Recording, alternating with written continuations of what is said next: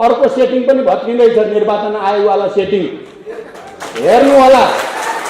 मैले त्यत्तिकै भनेको होइन तपाईँहरू, मैले त्यत्तिकै भनेको होइन, मैले बुझेर भन्दैछु। केही समयभित्रै निर्वाचन आयोगले उहाँलाई यो पार्टी उहाँको आधिकारिक हुन सम्भव होइन, आधिकारिक पार्टी बहुमतवाला पार्टी नै हो र सूर्य चिन्ह र नाम उहाँहरूकै हो भन्ने फैसला हुन्छ। यसमा 1 इन्च पनि शङ्का गर्नु पर्दैन र सूर्य उतै हुन्छ भन्ठानेर उतै लाग्नु भएको छ साथीहरू। केही भ्रममा भने छिटै बिउजिनुहोस्, तपाईँहरू निन्द्रामा पर्नु भएको छ, लट्ठाइएको छ, तपाईँहरूलाई लट्ठाइएको छ, के पिलाइदिएको, के पिलाइदिएको। छिटै तपाईँ निन्द्राबाट बिउजिनुहोस्, निन्द्राबाट बिउजिनुहोस् र आउनुहोस् र मूलधार, मूल पार्टी, आधिकारिक पार्टी, वैधानिक पार्टी यही हो, यही हुन्छ। कसैले यसलाई यताउता गर्न सक्ने सम्भावना नै छैन।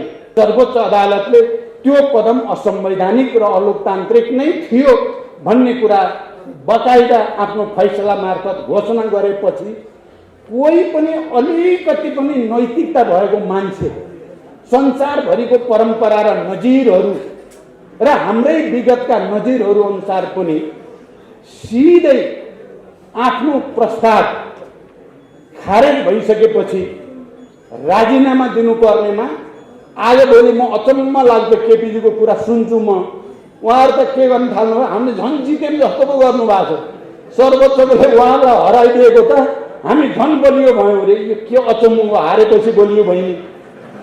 यो कस्तो सिद्धान्त प्रतिपादन गरे होला केपीजीले। यस्तो हुन्छ र भन्नुहोस् त, पछारियो पछारियो अनि जित्यौँ हामी त झन् बलियो भइयो रे। त्यस्तो नै हुन्छ कहीँ। नैतिकताको आधारमा राजीनामा दिनुपर्छ पुरै देशले भनिराखेको छ, तर राजीनामा दिनु त कता हो कता, म अझै देखाइदिन्छु भन्ने हुन्छ। उहाँले अब देखाउने के बाँकी छ? उहाँले के सङ्कटकाल लाएर देखाउँछु भने हो कि? किनभने उहाँ त अब त पार्टी सदस्य पनि हुनुहुन्न वैधानिक ढङ्गले। र त्यो सन्देश, किनकि पेसाकर्मीहरूको सङ्गठनको सिधा सम्बन्ध पेसाकर्मीको हक हितसँग मात्रै नभएर देशमा सुशासन कायम गर्ने, पारदर्शिता कायम गर्ने, एउटा विशिष्ट चरित्र विकास गर्ने उद्देश्यसँग यो जोडिएको छ।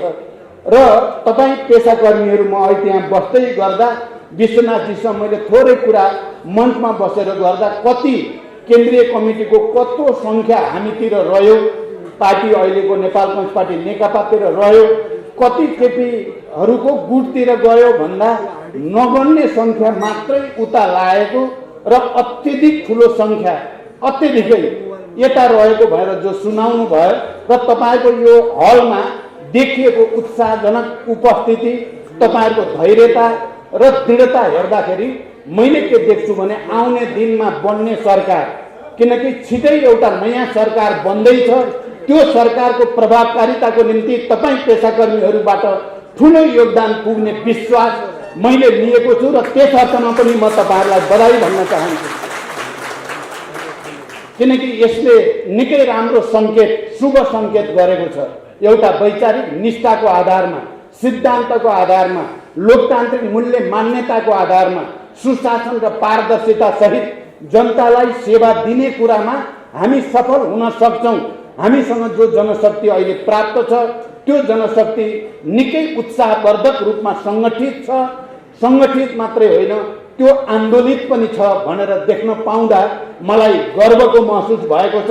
यस अर्थमा पनि म तपाईँहरूलाई बधाई भन्न चाहन्छु र नयाँ नेतृत्वले समयमै राष्ट्रिय महाधिवेशन गरेर एउटा नयाँ नीति, सिद्धान्त र प्रतिबद्धता सहित, नयाँ संरचना सहित हामीले जे भनेका छौँ समाजवाद उन्मुख जनताको जनवाद हुँदै समाजवादको रणनीतिक लक्ष्य हासिल गर्ने, हामीले निजी, सार्वजनिक र सहकारी क्षेत्रको समन्वयको माध्यमबाट नेपाल राष्ट्रलाई र नेपाली जनतालाई समृद्धिको दिशातिर लैजाने जे परिकल्पना हामीले गरेका हौँ, त्यो परिकल्पना साकार पार्नको निम्ति तपाईँहरूको योगदान, तपाईँहरूको क्षमता, तपाईँहरूको अनुभव धेरै ठुलो योगदानको आधार बन्छ भन्ने मैले विश्वास लिएको छु। म अहिले धेरै लामो भन्न पर्ने र भन्न सक्ने स्थितिमा रहेन। कमरेडले यो बुझिसक्नु भएको छ।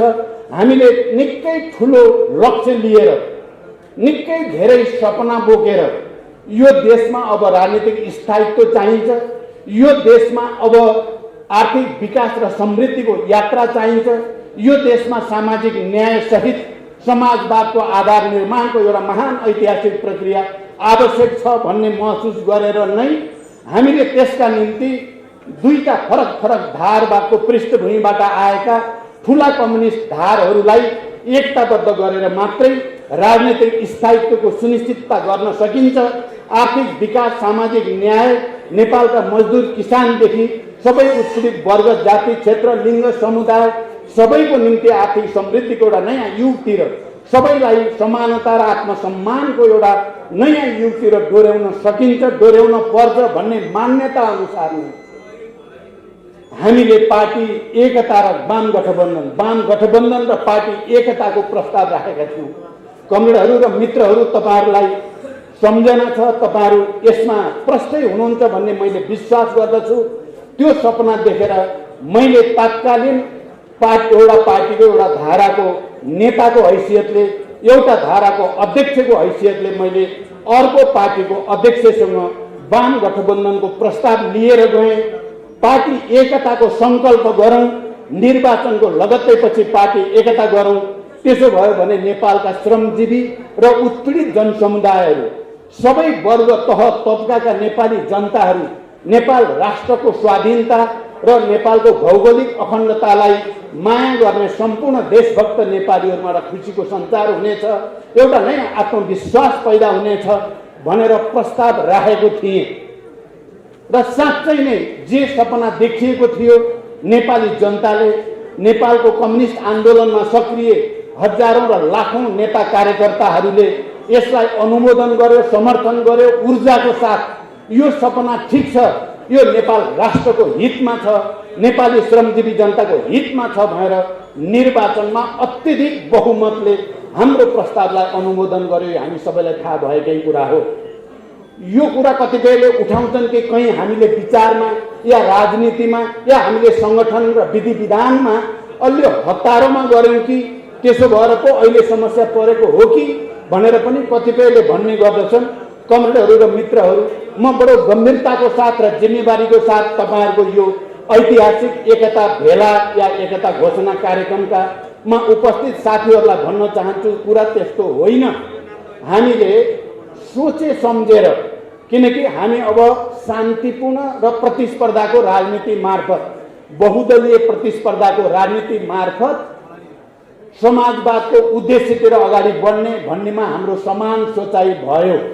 त्यो पार्टी एकताको प्रस्ताव राख्दाको दिन भएको मात्रै होइन, तत्कालीन नेकपा एमालेको 9औं महाधिवेशनको प्रतिवेदनले र तत्कालीन माओवादी केन्द्रको एकता अधिवेशनको प्रतिवेदनले अब हामी जाने बाटो भनेको शान्तिपूर्ण र प्रतिस्पर्धा मार्फत स्वतन्त्र न्यायपालिकालाई सम्मान गर्दै अनि लोकप्रिय मत हासिल गर्दै सत्ताको नेतृत्व ग्रहण गर्ने र जनताको सेवा गर्दै अगाडि जाने हो भन्ने कुरामा दुईटै पार्टीका पछिल्ला अधिवेशनहरू, महाधिवेशनहरूले एउटै लाइन पारित गरेको ऐतिहासिक तथ्यप्रति म सबै कमरेडको ध्यानाकर्षण मात्रै गराउन चाहन्छु अहिले।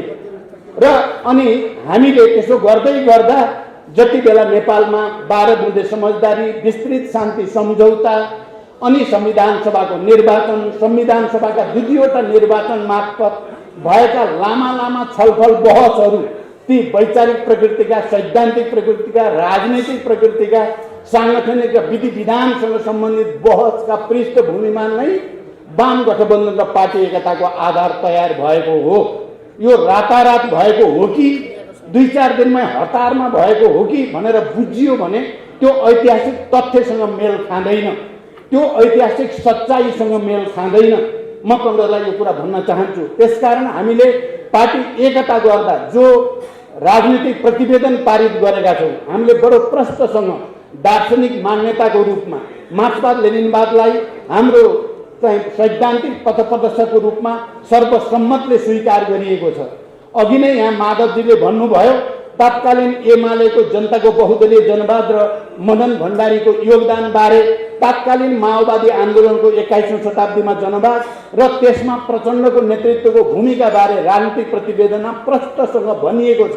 र ती दुवैलाई समायोजित गरेर र विकसित गरेर समाजवाद उन्मुख जनताको जनवाद भन्नेमा सर्वसम्मत रूपले निर्णय गरिएको छ। त्यो सुविचारित छ र त्यसमा भनिएको छ यसलाई एकता अधिवेशनसम्म, एकता महाधिवेशनसम्म गएर थप विकसित र परिमार्जन गरिनेछ र समाजवादतिर अगाडि बढ्ने बाटोलाई अझ प्रष्ट गरिनेछ भनेर त्यहाँ भनिएको छ। त्यसकारण विचार र राजनीतिमा कन्फ्युजन हुँदाहुँदै भएको यो एकता होइन। र त्यति बेला अध्यक्षको हैसियतले केपी ओलीले र अर्को अध्यक्षको हैसियतले मैले सबभन्दा पहिला हस्ताक्षर गरेकोमा हामीले अब पुरानो एमालेको जे जनताको बहुदलीय जनवाद र 21औं शताब्दीमा जनवाद माओवादीको यो दुवैलाई परिमार्जन गरिएको र अब चाहिँ समाजवाद उन्मुख जनताको जनवाद भन्ने कुरामा हस्ताक्षर गरिसकेपछि जब 21औं शताब्दीको जनवाद या माओवाद त्यहीँनिर त्यसलाई हामीले नयाँ ठाउँमा विकसित गर्यौं, परिमार्जित गर्यौं। आज यदि कसैले फेरि फर्केर त्यही जान्छ भने त्यही नै प्रतिगमन हो, त्यही नै विचारको हिसाबले प्रतिगमन हो र हामी जहाँ उभिएर एकता गरेको हौं त्यसैमा दृढतापूर्वक उभिनु भनेको अग्रगमन हो, त्यहाँबाट महाधिवेशनतिर जानु भनेको अग्रगमन हो। त्यसकारण कमरेडहरू र मित्रहरू सुविचारित ढङ्गले नै विचारमा र राजनीतिमा स्पष्ट दिशा बनाएर नै हामीले पार्टी एकता गरेको हो। अनि विधानमा पनि तपाईहरुलाई थाहा छ हामीले लेनिनवादी संगठनात्मक सिद्धान्तलाई, जनवादी केन्द्रीयतालाई पार्टीको संगठनात्मक सिद्धान्तको रूपमा स्वीकार गरिएको हो र अघि नै यहाँ आइसकेको छ। तपाईहरु सबै यसमा विज्ञ हुनुहुन्छ। संगठन व्यक्ति संगठनको मातहत हुन्छ, संगठनमा बहुमतको मातहतमा अल्पमत हुन्छ, सम्पूर्ण कमिटी केन्द्रीय कमिटीको मातहतमा हुन्छ, बहुमतको निर्णय नै पार्टीको निर्णय हुन्छ भन्ने विधान पनि हामी सबैले सर्वसम्मत रूपले पारित गरिएको हो। त्यसकारण यो हतारमा गरिएको हो कि भन्ने कुरा वा अब पछाडि फर्काएर भ्रम दिएर कथित एमाले या कथित माओवादी केन्द्र भनेर यदि कसैले भन्छ भने त्यो चाहिँ वास्तवमा पार्टी एकताको मर्म र भावनामाथि प्रहार हुन्छ। त्यो इतिहासको आवश्यकता र इतिहासको भोलि राष्ट्र निर्माणको आवश्यकताका विरुद्ध प्रतिगमनकारी कदम हुन्छ भन्ने कुरा म फेरि एकचोटि सबै कमरेडहरूलाई स्पष्ट पार्न चाहन्छु। त्यसकारण यो अनि समस्या कहाँ पैदा भयो त? केपी ओलीजीको सबभन्दा ठुलो समस्या मैले गएको 3 वर्षमा जे देखेँ भने सत्ता प्राप्ति, कुर्सी प्राप्तिको निम्ति जे पनि सम्झौता गरिदिने, प्राप्त भइसकेपछि कार्यान्वयन एउटा पनि नगर्ने, उल्टो कार्यान्वयन गर्ने षड्यन्त्रकारी चरित्र नै समस्याको चुरो हुन आयो। यो कुरा 3 वर्षको अनुभवले राम्रोसँग देखाए। उहाँले सहमति त सबै गर्नुभयो, तपाईहरुले देख्नुभयो। आलो पालो अध्यक्षमा नि उहाँले हस्ताक्षर गर्नुभएको छ, आलो पालो प्रधानमन्त्रीमा नि उहाँले हस्ताक्षर गर्नुभएको छ। अनि जबरजस्त छोडेर हस्ताक्षर गर्ने पहिलो व्यक्ति केपी ओली नै हो। अनि एमाले विघटन गर्नुपर्छ भनेर हस्ताक्षर गर्ने पहिलो व्यक्ति पनि केपी ओली नै हो। अनि फेरि एकता भइसकेपछि, प्रधानमन्त्री भइसकेपछि फेरि पछाडि फर्किने पनि केपी ओलीजी नै हो। यो सबै कारणले यहाँ एउटा इमानदारी, निष्ठा, वैचारिक निष्ठा, इमानदारिता, जिम्मेवारी बोध, राष्ट्रप्रति जनताप्रति हुने प्रवृत्ति र बेइमानी, जालझेलपूर्ण षड्यन्त्रकारी प्रवृत्तिको बीचको लडाईँ हुन आयो। यो त्यसकारण यो विचारको लडाईँ हो, यो प्रवृत्तिको लडाईँ हो, यो विधिको लडाईँ हो, यो पद्धतिको लडाईँ हो। अहिले देशमा जो राजनीतिक सङ्कट पैदा भयो तपाईहरुले गहिरिएर हेर्नुभयो भने प्रष्टसँग देख्न सक्नुहुन्छ। जसरी सचिवालयको बहुमतलाई उहाँले इन्कार गर्नुभयो, स्थायी समितिको 2/3 बहुमतलाई उहाँले लत्याउनु भयो, जसरी केन्द्रीय समितिको 2/3 बहुमतलाई लत्याउनु भयो, त्यसैगरी संसदको 2/3 बहुमतलाई पनि लत्याएर संसद विघटन गर्ने, संविधान खारेज गर्ने निकै ठुलो प्रतिगमनकारी, प्रतिक्रान्तिकारी कदम उहाँले चाल्नु भयो। हामी सबै आन्दोलित भयौं। हामी सबैको निम्ति त्यो जीवन मरणको प्रश्न भयो। हाम्रो भरोसा थियो सर्वोच्चप्रति, हामीले भरोसा पनि व्यक्त गरिराख्यौं। तर हामीले सडकमा गएर जनताको साथमा मिलेर खबरदारी गर्ने कुरा र केपी ओलीको कदम प्रतिक्रान्तिकारी छ, प्रतिगमनकारी छ भन्ने कुरा पनि हामीले नछोडिकन 2 महिनाभन्दा बढी समयदेखि लगातार आन्दोलन गर्यौं र अहिले सर्वोच्च अदालतले त्यो कदम असंवैधानिक र अलोकतान्त्रिक नै थियो भन्ने कुरा बकाइदा आफ्नो फैसला मार्फत घोषणा गरेपछि कोही पनि अलिकति पनि नैतिकता भएको मान्छे, संसारभरिको परम्परा र नजिरहरू र हाम्रै विगतका नजिरहरू अनुसार पनि सिधै आफ्नो प्रस्ताव खारेज भइसकेपछि राजीनामा दिनुपर्नेमा आजभोलि म अचम्म लाग्दो केपीजीको कुरा सुन्छु म। उहाँहरू त के गर्न थाल्नु, हामीले झन् जित्यौँ जस्तो पो गर्नुभएको छ। सर्वोच्चले उहाँलाई हराइदिएको त हामी झन् बलियो भयौँ अरे। यो के अचम्म, हारेपछि बलियो बहिनी, यो कस्तो सिद्धान्त प्रतिपादन गरे होला केपीजीले। यस्तो हुन्छ र भन्नुहोस् त, पछारियो पछारियो अनि जित्यौँ हामी त झन् बलियो भइयो अरे। त्यस्तो नै हुन्छ कहीँ? नैतिकताको आधारमा राजीनामा दिनुपर्छ पुरै देशले भनिराखेको छ, तर राजीनामा दिनु त कता हो कता, म अझै देखाइदिन्छु भन्ने हुन्छ। उहाँले अब देखाउने के बाँकी छ? उहाँले के सङ्कटकाल लाएर देखाउँछु भने हो कि? किनभने उहाँ त अब त पार्टी सदस्य पनि हुनुहुन्न, वैधानिक ढङ्गले पार्टी सदस्य हुनुहुन्न। संवैधानिक ढङ्गले यति ठुलो प्रतिगमनकारी उहाँको कदमलाई सर्वोच्च अदालतले खारेज गरिसकेपछि उहाँ प्रधानमन्त्री एक क्षण पनि बस्न लायक पनि हुनुहुन्न। तर उहाँले अझै भ्रम दिनुभएको छ। अझै हिजो मात्रै मैले सुने, अब मान्छेलाई साम दाम दण्ड भेद भ्रम प्रलोभन के हो के गर्दै गर्दै अझै तान्ने बल गर्नुभएको छ। यो सबैबाट चाहिँ वास्तवमा एउटा चाहिँ भनाइ छ क्या, चाहिँ अन्तर्राष्ट्रिय कम्युनिस्ट आन्दोलन स्थापितै भनाइ हो। जनताको एउटा नियम छ क्या, उनीहरू सङ्घर्ष गर्छन्, सङ्घर्ष गर्ने बित्तिकै भने जस्तो जित हासिल हुँदैन, फेरि सङ्घर्ष गर्छन्, फेरि पनि नहुन सक्छ। त्यति बेलासम्म सङ्घर्ष गरिराख्छन् जबसम्म सम्पूर्ण रूपले जनताको जित हुँदैन, तबसम्म जनताको नियम हो सङ्घर्ष गरिराख्नु। प्रतिक्रियावादीहरूले गडबडी मचाउँछन्, बेइमानी गर्छन्, सफल हुँदैनन्, फेरि बेइमानी गर्छन्, षड्यन्त्र गर्छन्, सफल हुँदैनन्। जबसम्म पुरै पतन हुँदैन तिनीहरूले गडबड गर्न छोड्दैनन्। यही भनाइअनुसार नै केपी ओलीजी सम्पूर्ण रूपले आफ्नो पतन नहुँदासम्म बेइमानी र गडबड गर्न नछोड्ने पात्रको रूपमा, एउटा प्रतिक्रियावादी पात्रको रूपमा उहाँ उभिएको देखिन्छ। उहाँहरूले त भन्नुभएको थियो हामीले त सेटिङ गरिसकेका छौँ, भइहाल्छ, अब त सर्वोच्चले त हाम्रै अनुसार गर्छ। देशभरि हामी तपाईँहरूले सुन्नु भएको छ नि, देशभरि अभियान चलाउनु भयो र मान्छेलाई ओहो केपी ओलीले त ठुलो सेटिङ गरेको छ, त्यसो भएपछि यतापट्टि प्रचण्ड माधवतिर लागि भने त बर्बाद भइन्छ। सेटिङ भइसकेको छ भने त उतै लाग्ने भन्दा धेरै मान्छे त्यो सेटिङको भ्रममा लागेको थियो। अब बिस्तारै फर्किँदै हुनुहुन्छ साथीहरू। म भन्छु आउनुहोस्, अब अर्को सेटिङ पनि भत्किँदैछ, निर्वाचन आयोगवाला सेटिङ हेर्नु होला। मैले त्यत्तिकै भनेको होइन कमेरहरू, मैले त्यत्तिकै भनेको होइन, मैले बुझेर भन्दैछु। केही समयभित्रै निर्वाचन आयोगले उहाँलाई यो पार्टी उहाँको आधिकारिक हुन सम्भव होइन, आधिकारिक पार्टी बहुमतवाला पार्टी नै हो र सूर्य चिन्ह र नाम उहाँहरूकै हो भन्ने फैसला हुन्छ। यसमा एक इन्च पनि शङ्का गर्नु पर्दैन। म यो कुरा पुरै विश्वासको साथ भन्न सक्छु। तपाईँहरू यसमा कहीँ कतै दुविधामा पर्न जरुरी छैन। र सूर्य उतै हुन्छ भन्ठानेर उतै लाग्नु भएको छ साथीहरू। केही भ्रममा भने छिटै बिउजिनुहोस्। तपाईँहरू निन्द्रामा पर्नु भएको छ, लट्ठ्याइएको छ, तपाईँहरूलाई लट्ठ्याइएको छ, के पिलाइदिएको हो, के पिलाइदिएको। छिटै तपाईँ निन्द्राबाट बिउजिनुहोस्, निन्द्राबाट बिउजिनुहोस् र आउनुहोस्। र मूलधार, मूल पार्टी, आधिकारिक पार्टी, वैधानिक पार्टी यही हो, यही हुन्छ। कसैले यसलाई यताउता गर्न सक्ने सम्भावना नै छैन। मैले भनेको थिएँ सर्वोच्चले फैसला जनताको पक्षमा संविधान अनुसार नै गर्छ, अर्को हुनै सक्दैन भनेर मैले तपाईँहरूले सुन्नुभएको छ। मैले सार्वजनिक मञ्चहरूबाट भन्ने गर्थेँ। मैले कुनै सेटिङ गरेर भने त होइन। मैले संविधान, लोकतान्त्रिक मूल्य मान्यता तर जनभावनालाई बुझेर भनेको कुरा थियो र त्यही भयो। अहिले पनि संविधान आयोगसँगका पटक पटकका हाम्रा छलफलहरू, जनभावना र दल सम्बन्धी ऐनको व्यवस्था अनुसार म भन्छु पार्टीको मान्यता हामीले पाइ नै सक्यौँ, सूर्य हामीले पाइ नै सक्यौँ। अब खालि घोषणा हुन मात्र बाँकी हो भन्ने मलाई लाग्छ।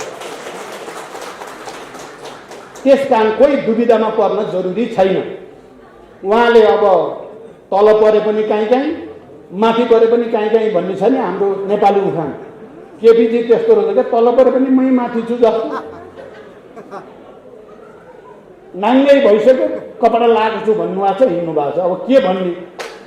मैले त त्यही दिन उहाँलाई मैले दिन नै भनेको थिएँ, तपाईँ अझै पनि तपाईँ तुरुन्तै आज रातभरिमा राजीनामा दिनुभयो भने तपाईँलाई नेपाली जनताले फेरि ठिकै जे भए पनि दिनभरि जे गरे भयो भने बेलुका त ठिकै आयो भन्छन्, नेपाली जनताले फेरि छुट दिन्छन् भनेको थिएँ मैले। तर मैले भनेपछि त उहाँले उल्टो गरिहाल्नुहुन्छ। यो बडो विचित्र। उहाँको एकमात्र मिसन हामीलाई सिद्ध्याउने मात्रै भएको देखाउनुहुन्छ, उहाँले किन त्यसो गर्नुहुन्छ? त्यसकारण कमरेडहरू, यसमा हामी दुविधामा पर्न जरुरी छैन। अब हाम्रो देशमा अहिले नैतिकताको खडेरी परेको देखियो।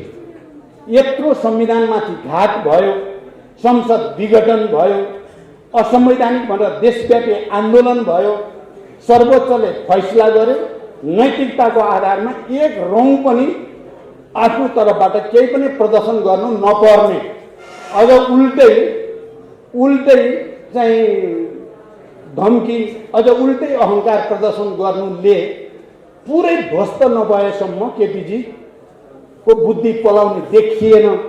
त्यसकारण तपाईँ हामी एकताबद्ध भएर मैले देख्छु कि केही समयभित्रै राजनीतिक दलहरू र संसद जो अधिवेशन हुँदैछ त्यसबाट एउटा नयाँ प्रक्रियाको सुरुवात हुनेछ, एउटा नयाँ सरकार गठनको प्रक्रियाको सुरुवात हुनेछ।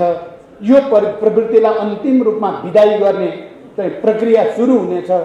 यस्तो बेलामा तपाईँहरूको यो एकता घोषणा कार्यक्रम भएको छ, निकै भव्यताको साथ, निकै ठुलो उत्साहको साथ, निकै ठुलो धैर्यता र अनुशासनको साथ राष्ट्रप्रति, विचारप्रति, सिद्धान्तप्रति र जनताप्रति एउटा गहिरो निष्ठा र जिम्मेवारी बोधको साथ यो एकता भएको मैले महसुस गरेको छु।